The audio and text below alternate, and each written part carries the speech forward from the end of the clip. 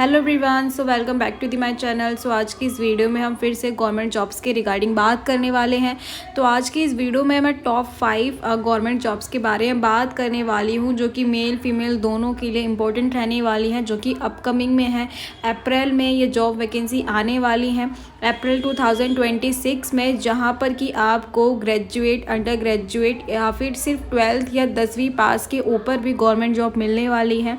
इसके अलावा यहाँ पर आपको सैलरी जो है 50,000 से ऊपर मिलेगी पर मंथ। इससे ज़्यादा आपको सैलरी मिलेगी अकॉर्डिंग योर पोस्ट। तो यहाँ पर हम उन 5 गवर्नमेंट जॉब्स के बारे में बात करेंगे कि कौन सी गवर्नमेंट जॉब होने वाली है, क्या उसकी कैटेगरी रहने वाली है, एज लिमिट क्या रहने वाली है, क्वालिफिकेशन, सिलेक्शन मोड क्या रहने वाला है और इन जॉब के अंदर आपको काम क्या करना होगा।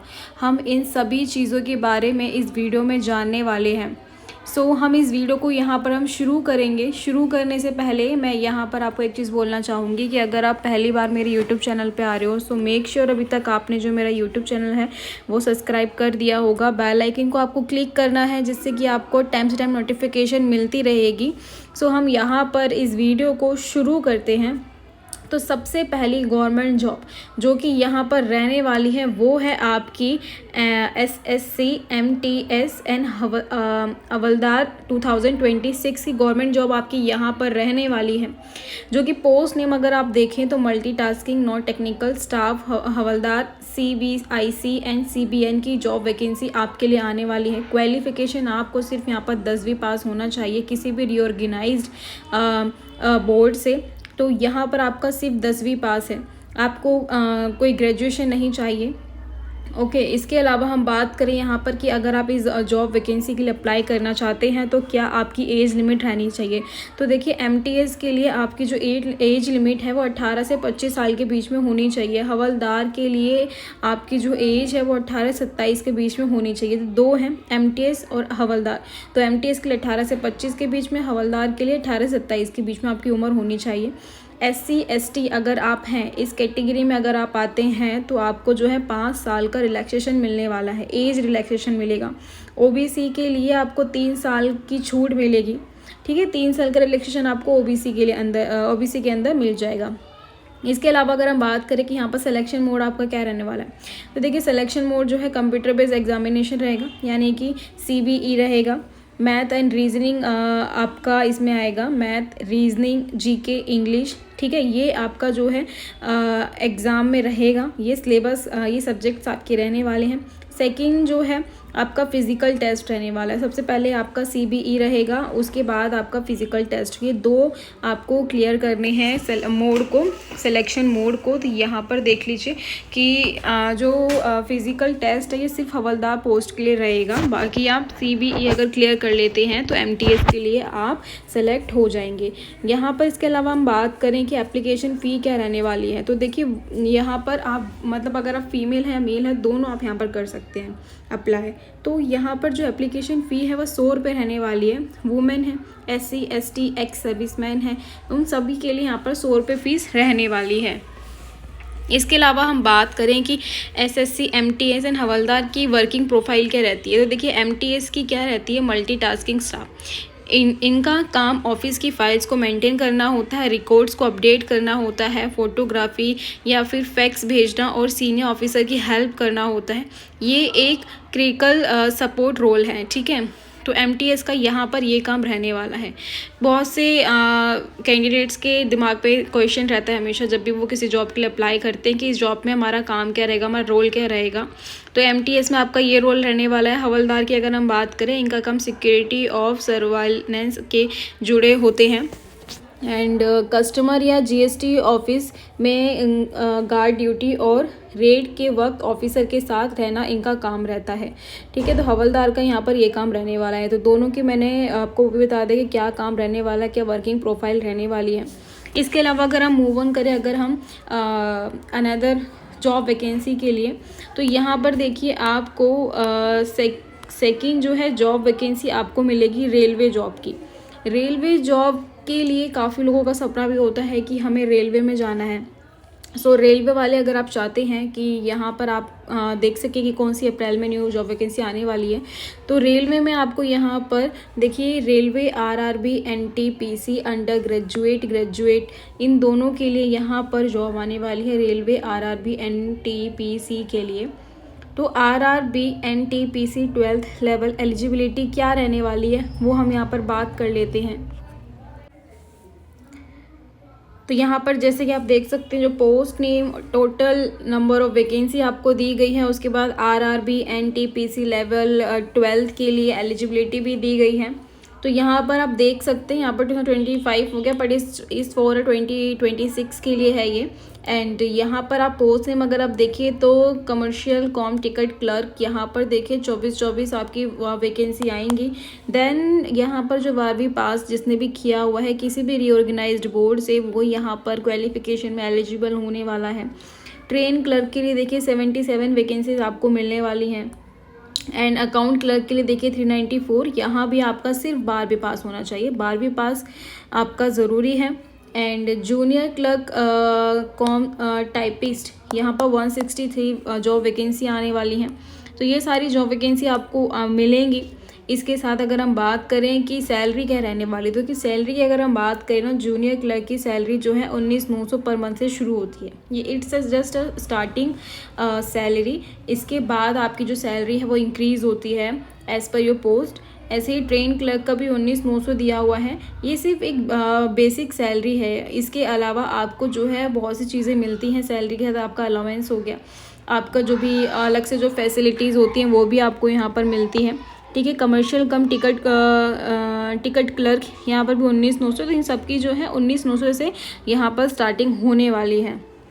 तो आरआरबी एनटीपीसी की जो 12th लेवल सीबीटी सिलेबस है वो क्या रहने वाला है, तो देखिए जनरल अवेयरनेस आएगा, मैथमेटिक्स आने वाला है, जनरल इंटेलिजेंसी एंड रीजनिंग आने वाला, सारे के सारे 40, 30, 100 मार्क्स के होने वाले हैं।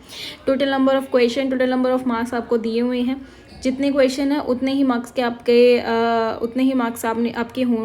होंगे, यानी कि एक क्वेश्चन 1 मार्क्स का रहने वाला है यहाँ पर। तो 100 क्वेश्चन आएंगे, 100 मार्क्स के होंगे। टोटल टाइम ऑफ ड्यूरेशन आप देख सकते हैं, आपको 1.5 घंटे का टाइम दिया जाएगा, यानी कि 90 मिनट का टाइम दिया जाएगा।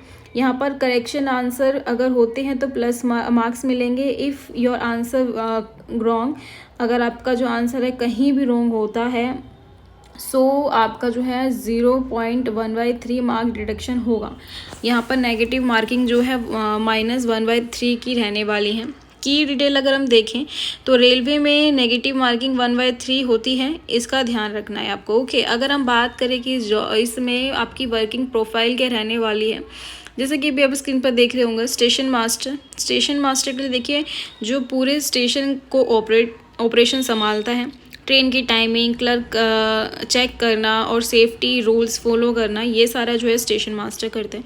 गुड गार्ड की अगर हम बात करें, ट्रेन मैनेजर, ट्रेन के पीछे वाले कैबिन में रहना, सिग्नल चेक करना, सिग्नल जो भी वहाँ से मिलता है वो आपको चेक करना, इंश्योर करना है कि ट्रेन सेफ्टी डेस्टिनेशन तक पहुंच जाए। ठीक है, मतलब कि अगर ट्रेन यहाँ से निकली है तो अगर वो अपने नेक्स्ट स्टेशन पे पहुंच रही है तो उसका जो भी डेस्टिनेशन है वहाँ तक वो सेफ तरीके से पहुंच जाए। ठीक है, ये आपका गुड गार्ड का काम रहने वाला है। टिकट क्लर्क का देख लीजिए, टिकट काउंटर पर पैसेंजर को टिकट देना या ट्रेन में टिकट्स चेक करना।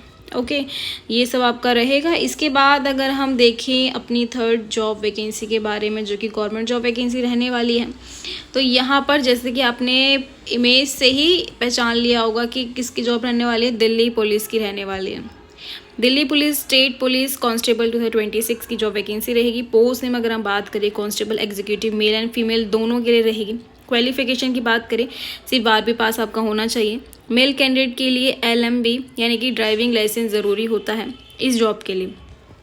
एज की बात करेंगे, आपकी उम्र कितनी होनी चाहिए, तो 18 से 25 साल की आपकी उम्र होनी चाहिए।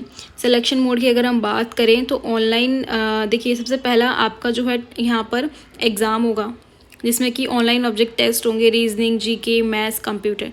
सेकंड अगर हम बात करें तो फिजिकल आपका यहाँ पर मेजरमेंट होगा, मेजरमेंट टेस्ट होगा, यानी कि पीई और एमटी होने वाला है, जिसमें running, long jump, high jump, ठीक है। थर्ड आपका मेडिकल एग्जामिनेशन होगा। 3 हो गया आपके सिलेक्शन ऑफ मोड, तीनों आपको क्लियर करने होंगे। सैलरी की अगर हम बात करें तो सैलरी यहाँ पर देखिए लेवल 3 के लिए पे की जाती है 21,700 से लेकर 69,100 तक, जो कि दिल्ली सिटी अलाउंस भी आपको यहाँ पर देखने को मिल जाएगा, मतलब आपको वो भी सैलरी के साथ मिलेगा। सिलेक्शन मोड आपको बता दिए, सैलरी मैंने आपको बता दी है। अगर हम बात करें कि यहाँ पर वर्किंग प्रोफाइल क्या रहने वाली है, तो देखिए मेन ड्यूटी जो है सिटी में लॉ एंड ऑर्डर मेंटेन करना होता है इनका। वर्क क्या रहने वाला है, पेट्रोलिंग करना, ठीक है, वीआईपी सिक्योरिटी प्रोटेक्ट या क्राउड कंट्रोल करना, और पुलिस स्टेशन में एफआईआर या डेली एंट्रीज होती हैं उनमें हेल्प करना। तो ये यहाँ पर इस जॉब के अंदर काम रहने वाला है। इसके अलावा हम 4th जॉब वैकेंसी के बारे में बात करें, जैसे कि आप यहाँ पर स्क्रीन पे देख रहे हैं, IBPS RRB के बारे में रहने वाली है, institute of banking personal selection. तो IBPS RRB ग्रामीण बैंक रिक्रूटमेंट होने वाला है। पोस्ट नेम क्या रहेगा, office assistant multipurpose and officer scale 1 PO, ठीक है। ये आपकी यहाँ पर 2 जॉब वैकेंसी आएंगी, इसके अंदर 2 पोस्ट आएंगी।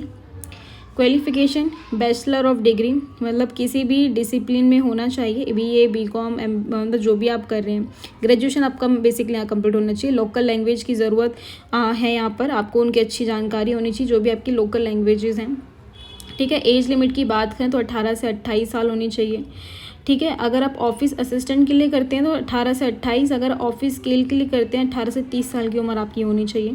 सिलेक्शन मोड की बात करें तो 3 तरीके से 3 चीज़ें होंगी, 3 मोड रहने वाले हैं, 3 स्टेजेस रहने वाले हैं जो कि आपको क्लियर करने होंगे यहाँ पर।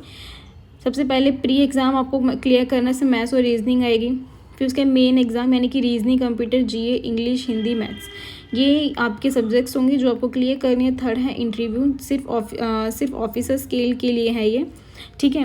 की डिटेल देखें, इसमें इंग्लिश की जगह हिंदी लैंग्वेज सेलेक्ट करने का ऑप्शन भी होता है। आप ज़रूरी नहीं है, क्योंकि काफ़ी टाइम क्या होता है इंग्लिश ना आने पर आपका जो है कॉन्फिडेंस भी लो होता है। अगर आपको इंग्लिश भी नहीं आती है तो आप यहाँ पर अपना जो है हिंदी सेलेक्ट करके कर सकते हैं। आपका जो है हिंदी में भी एग्ज़ाम होगा, इंग्लिश में भी हो सकता है, 2 लैंग्वेजेस आपको यहाँ दी गई है। बात करें कि इसके अंदर आपका काम क्या रहेगा, क्या वर्किंग प्रोफाइल रहेगी। देखिए जो ऑफिस असिस्टेंट क्लर्क है, कैश जमा करना या निकालना, एंट्री पासबुक प्रिंट करना, नए अकाउंट खोलना, कस्टमर की हेल्प करना, तो ये आपका यहाँ पर काम रहने वाला है। ऑफिस स्किल में देखिए तो लोन अप्रूव करना, बैंक की ब्रांच कोऑर्डिनेट रखना, ठीक है, और स्टाफ को मैनेज करना, ग्रामीण बैंक होने की वजह से किसानों से मिलना और उनको स्कीम भी समझाना कि कौन कौन सी स्कीम आई है, क्या उनकी ज़रूरत, मतलब किस तरीके से वो उनकी हेल्प कर सकते हैं, वो स्कीम किस तरीके से उनकी हेल्प कर सकती है, तो ये काम भी आना चाहिए। 5th अगर हम जॉब वैकेंसी के बारे में बात करें, MH यानी कि ministry of home affair, government of India, ये आपकी 5th नंबर ऑफ जॉब रहने वाली है। तो यहाँ पर हम इसके बारे में बात कर लेते हैं। तो देखिए MHA इंटेलिजेंस ब्यूरो, IBSAX, तो देखिए पोस्ट नेम यहाँ के रहने वाला है सिक्योरिटी असिस्टेंट यानी कि SA, एंड मोटर ट्रांसपोर्ट यानी कि MT, और मल्टीटास्किंग स्टाफ यानी कि MTS। तो ये 3 जॉब वैकेंसी रहने वाली है, इसके अंदर 3 मतलब पोस्ट रहने वाली हैं।